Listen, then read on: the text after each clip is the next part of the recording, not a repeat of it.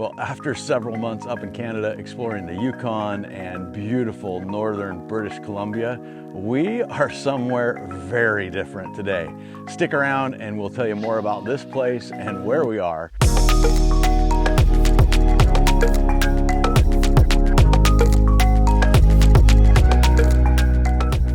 Today, we're going to kayak up a river with a handful of friends to explore the ruins of a once world-famous archaeological site, a place where archaeologists unearthed some ancient human remains that turned out to be among the oldest ever discovered. I'm pretty excited to dive into this discovery. It also happens to be a great place to unpack a lesson from Jesus in the Sermon on the Mount. It's a section in the Sermon on the Mount where he teaches about something that is really important to each and every one of you: foundations. Yeah, wait, what? Yep, you heard it right, foundations. As in what you build your house on. And you might be thinking about right now, looking at the scenery around me and archaeological sites and all that stuff, and thinking, I don't really see any houses, and aren't you at a river? I mean, how's this all gonna come together? You're gonna just have to trust me.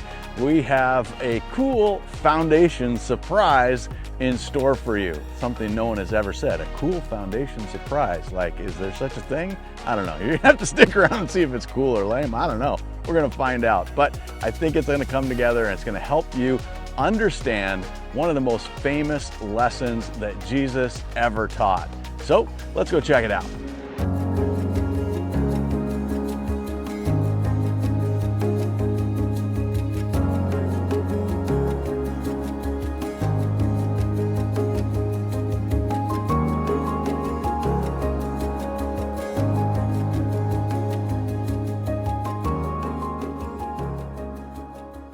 Hey, thanks for tuning in. My name is Thad, and this is the Journey Church Online. And unlike a traditional church where you go to a building and sit down to listen to a sermon, we take a different approach.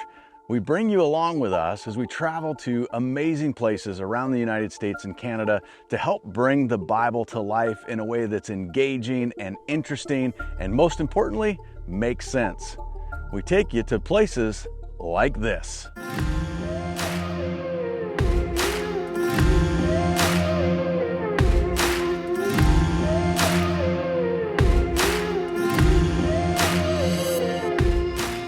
This is the confluence of the Palouse River and the mighty Snake River in remote eastern Washington.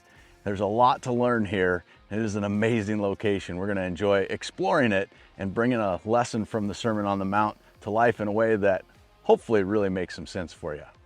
So back in the 60s, a local farmer in this exact area reached out to a college professor to ask him to come and take a look at some really interesting caves that seem to have some pretty obvious human artifacts laying around, like arrowheads and shards of pottery and things that the farmer thought might be of interest to this local professor. And so the professor came out and inspected these caves and quickly realized that this was a treasure trove of ancient artifacts. In fact, that cave that you can see right there is one of the most famous caves in this whole archaeological site right here. And it took some time to spread the word and raise some funds to start a proper archaeological dig here at this site, but eventually work began. And little did they know that what they would discover there turned out to be some of the oldest human remains ever found, even to this date. This skull cap belongs to the oldest human being yet found in the New World. His name is Marmes, for that is the name modern man has given him. This is Roel Frixell, geologist, anthropologist from Washington State University, who discovered him. And this is the area in which he was discovered. Tonight, Exploration Northwest presents Marmes, Old Man of the Palouse. And so, all of a sudden, this remote cave in the middle of absolute nowhere was starting to seem like a pretty important place. The ancient floodplain which fronts the rock shelter had become a familiar sight to thousands. Once the cross trench had been cut, the excavations were expanded to reveal new areas of the Marmes layer. Each area was surveyed in and assigned a number. The digging proceeded by 5-foot squares, each square meticulously documented and recorded. The crew, made up of postgrads for the most part, specializing in anthropology, average field experience 5 years, had now reached the stage known as total recovery, a minutely painstaking job in which the greatest enemy is haste. Claudine Weatherford and Madge Gleason found the skull of a child who died 10,000 years before Christ was born. They called it Marmes II. Delicately, the layers of time are brushed away. While a nearby backhoe, like some prehistoric creature, gouges huge chunks from the useless overburden.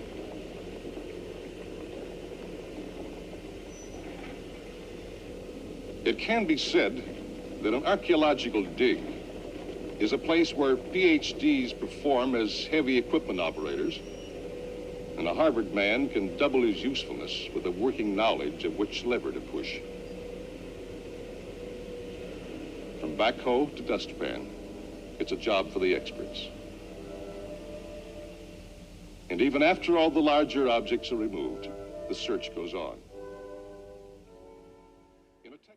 There was a problem brewing, though, with this whole site. The Army Corps of Engineers had been working on a dam downriver behind me on the Snake River, and that dam was nearing completion in the late 1960s.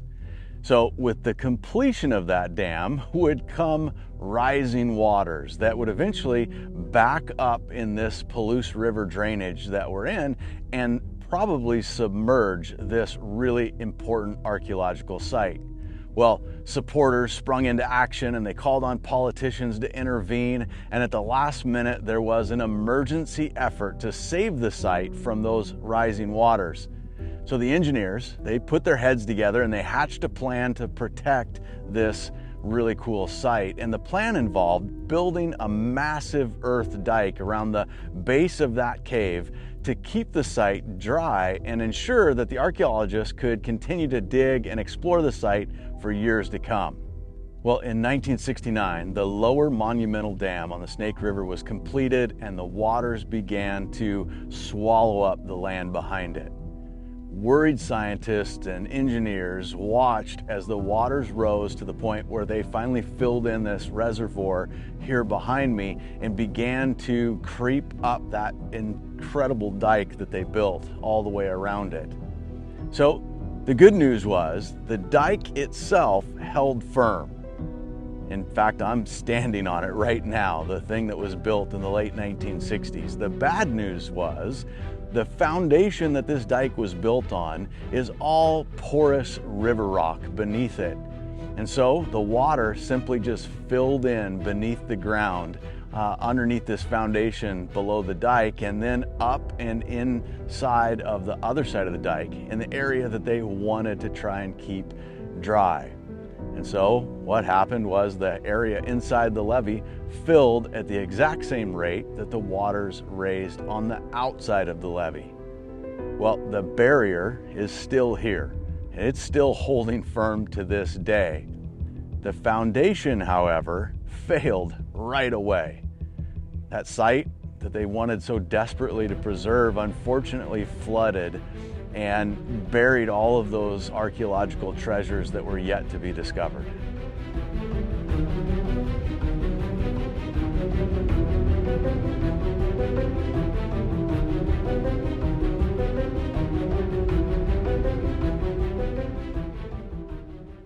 Well, it turns out that the ground that you build on is pretty important.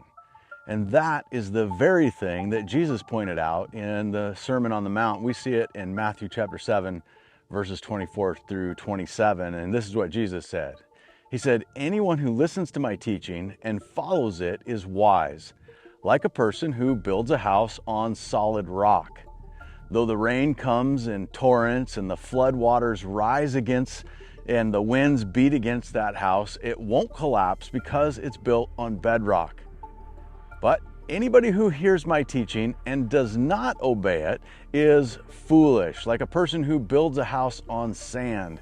When the rains and floods come and the winds beat against that house, it will collapse with a mighty crash. So whether you're building dikes like this one here or houses, the moral of the story is foundations are really important. Don't get lost taking this lesson from Jesus too literally, right? He's not really giving a house building lesson.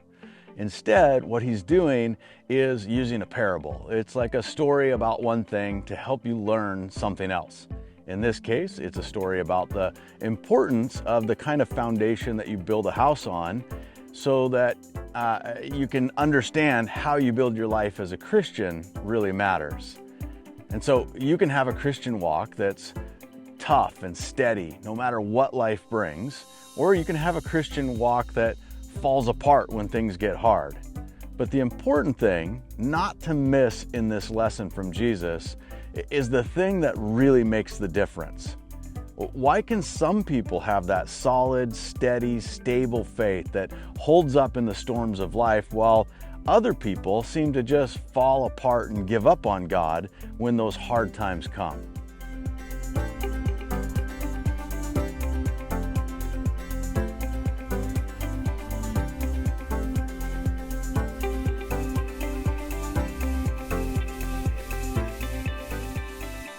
So the difference is hearing what Jesus taught and obeying it.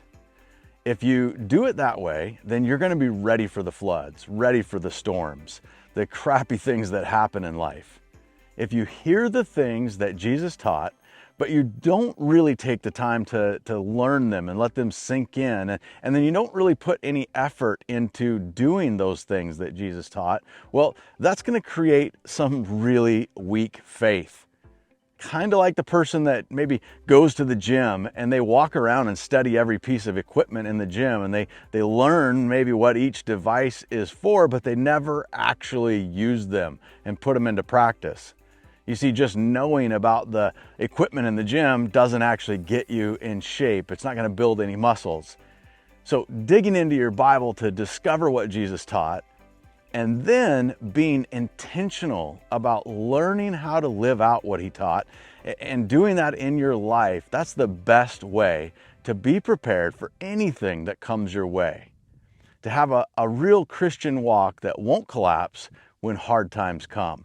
And if you've been around very long, you know hard times come.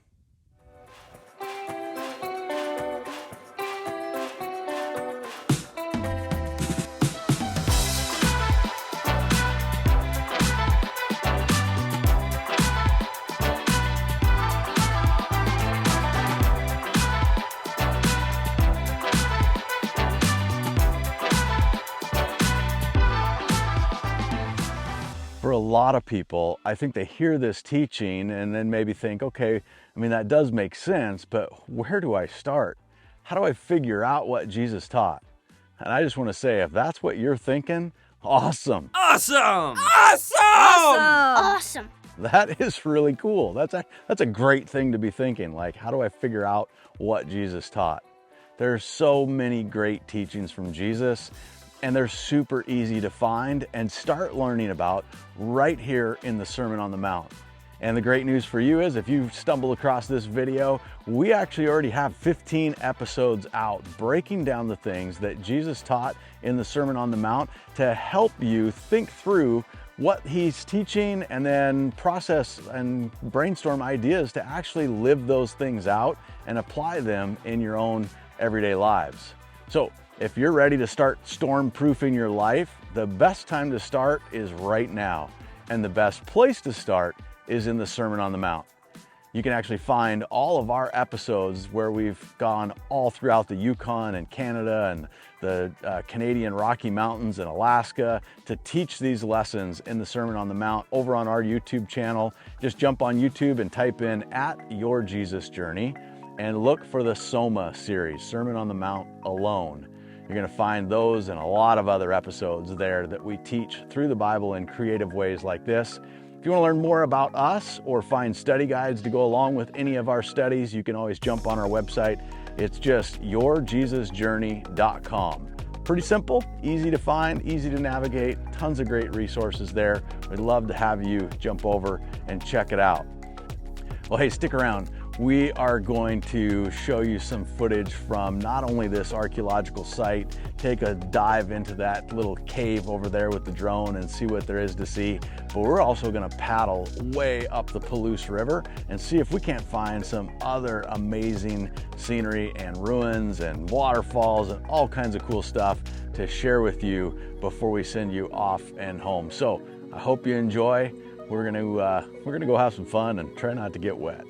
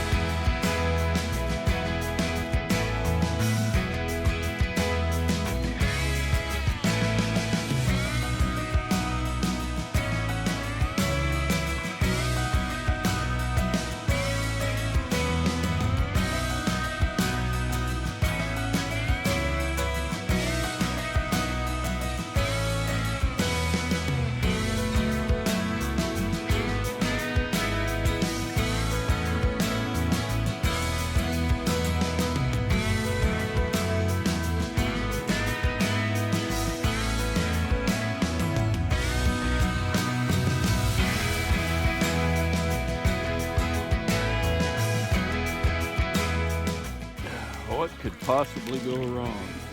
Cecil B. DeMille is about to fly his drone off a kayak, while his good wife tows him back to camp.